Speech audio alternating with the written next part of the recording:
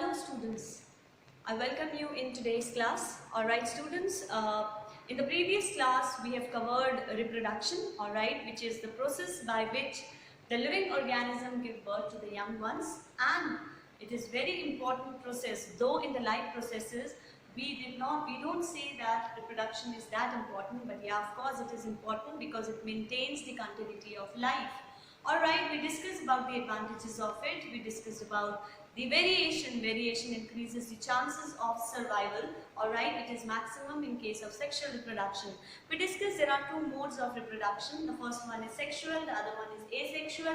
We discussed sexual reproduction basically involves the two parents, alright, and then we discussed that the cell divides there, alright, meiotically, and the variation is maximum there, gamete cells are formed, rather male and female gametes they fuse together to form zygote.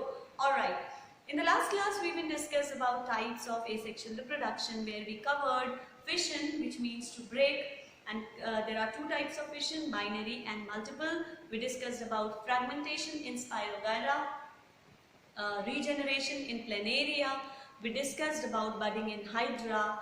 We discussed about spore formation in Rhizopus. We discussed about tissue culture technique. We discussed about vegetative propagation, which is natural and artificial.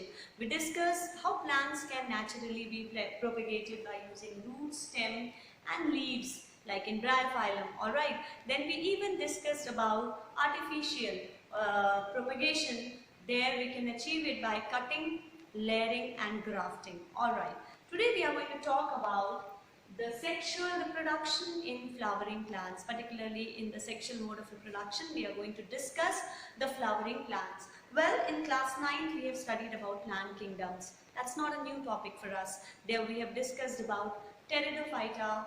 Rather, we've started with Thallophyta, followed by Bryophyta, Pteridophyta, okay, Angiosperm and Gymnosperm. So particularly today's my entire class is based on Angiosperm. Well student, angiosperms are considered to be flowering plants. Alright, now when we call them flowering plants, alright, the reproductive unit or the structure is basically flower. Alright, so based on these reproductive organ, that's male or female, the flowers can be of two types, bisexual and unisexual. As the name says, bisexual. What happens in these plants or in these particular flowers, they have both the sex organs, that is male reproductive as well as female reproductive organs, and they are also called monoecious. Monoecious means one plant having both the reproductive organs, male as well as female. The example of this is lily, alright, then you have rose, Rosa indica, then you have hibiscus, Rosa sinensis, which is China rose, and you have Brassica campestris, that is mustard. Alright, then we discuss today about unisexual flowers. These are the flowers with only one reproductive organ. They can either be male or they can either be female or male. Alright, then these are also called dioecious. Example is Carica papaya, which is your papaya, commonly known as papaya. Then you have muskmellow, which is commonly known as watermelon. Alright, now when we discuss about these two types of flowers, alright, now let us see different worlds of the flower, different organs of the flowers. Well student, flowers can be classified into four parts, alright, then you have sepals, you have petals, you have pistil and you have stamen. Alright, moving ahead, the sepal. Sepal is the outermost wall of the flower. The outermost wall of the flower, which is usually green in color, alright. The function says it protects the flower, alright. The function is to protect the flower, alright. So what happens? Protect the flowers. It is also known as, all these sepals together are called calyx, alright. They are also known as calyx. Then moving ahead, this brightly colored part of the flower, alright, that is called petal. Why are they brightly colored, students? They are brightly colored because of the presence of the colorful pigments, which is called chromoplast. Alright, that's called chromoplast. Now, what is the necessity of these petals? Why are they brightly colored? What makes them brightly colored? That is chromoplast makes them brightly colored. But why are they brightly colored? Because the insects They need to attract the insects. Now the question arises, why should they attract the insects? Because to carry out the process of pollination, they have to carry out the process of pollination. Now question arises, what is pollination? It is the transfer of pollen grains from anther to stigma. We'll be talking about it. Alright, moving ahead, we have this female reproductive part, which is basically pistil. Alright students, petals are also called corolla. They are also called corolla. Pistil is the female reproductive part, which is also called carpels, and it is also called gynoecium. Alright, it is also called carpel and it is also called gynoecium. Alright, so talking about this particular female reproductive organ, this is the female reproductive organ.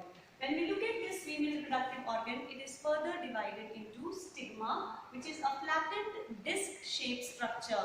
It is sticky in nature, alright. So this is disc-shaped structure, this is called stigma. Then there is a long style, a tubular part, which is called style, alright. And there is again a round bottom, a swollen base, which is called ovary. Alright, so these three are basically the parts of female reproductive, that is pistil or carpels or gynoecium. Moving ahead, we can see these are male reproductive organs. The male reproductive part of the flower is called stamen.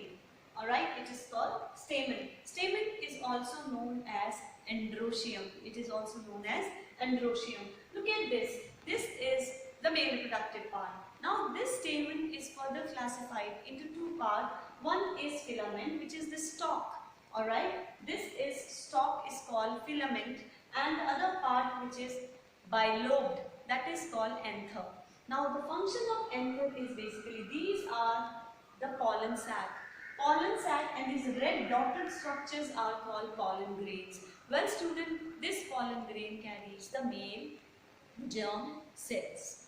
Alright, so this is your female reproductive part and this is male reproductive part, and this is the LS, longitudinal section of flower. Sometimes the question is often asked in the examination, draw a well-labeled diagram of longitudinal section of flower. Alright, moving ahead student, let us talk about pollination first. As I have discussed, pollination, alright. Now plants need to reproduce, fine. Ultimately we are talking about sexual reproduction of the flower. Alright, so how is it going to proceed further? First let us talk about pollination, transfer of pollen grains. Now where are pollen grains students? They are the male reproductive part of the flower. So male reproductive part is stamen, which has a stalk filament, and it has anther. Anther is bilobe, alright, and these are the pollen sac. You can see these are pollen sac, and these pollen sacs holds the pollen grain, and these pollen grains are male gamete. Now what happens? Transfer of pollen grain. Which pollen grain? These pollen grains from anther to the stigma. Where are these pollen grains going to transfer? To the stigma. Alright, fine. So transfer of pollen grains from anther to the stigma is known as pollination. It is known as pollination. Well student, pollination can be classified into two types. Alright, the first one is self-pollination and the second one is cross-pollination. Alright, now let us see what is this self-pollination. Well, when we talk about self-pollination, it is again the transfer of pollen grains from the anther to the stigma of the same flower. So you can see here there are three different flowers on this plant.